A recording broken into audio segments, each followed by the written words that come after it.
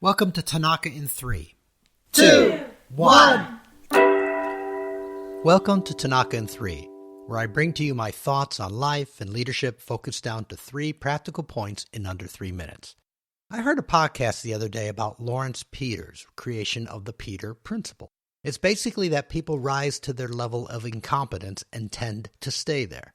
Number 1.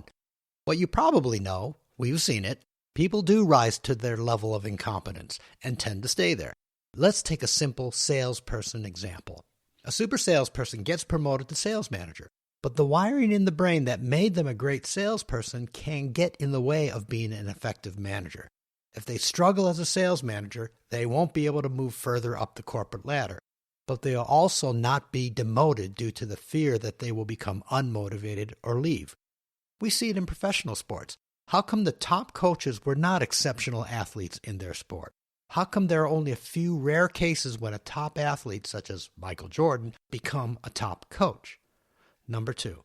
What you may not have heard, and this was a surprising revelation to me, if we don't promote, reward expected, the top salesperson, and instead we assign a mediocre salesperson but an amazing manager to the sales manager position, research shows that the top salespersons become less motivated and their sales performance drops.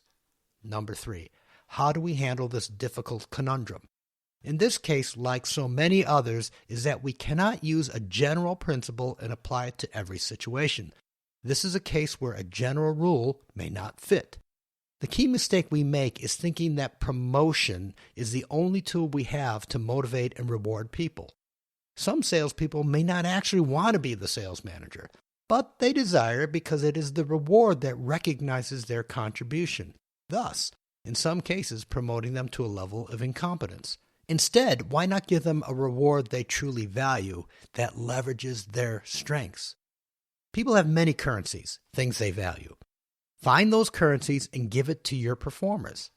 Since this is not a one-size-fits-all, we need to look at each individual to identify their specific currencies and use them to reward their contributions. It's also important to manage expectations.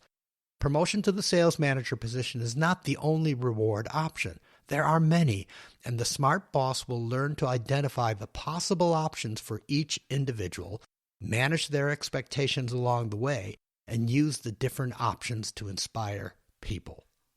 Take action, make a difference. You want more? Check out www.lancetanakagroup.com.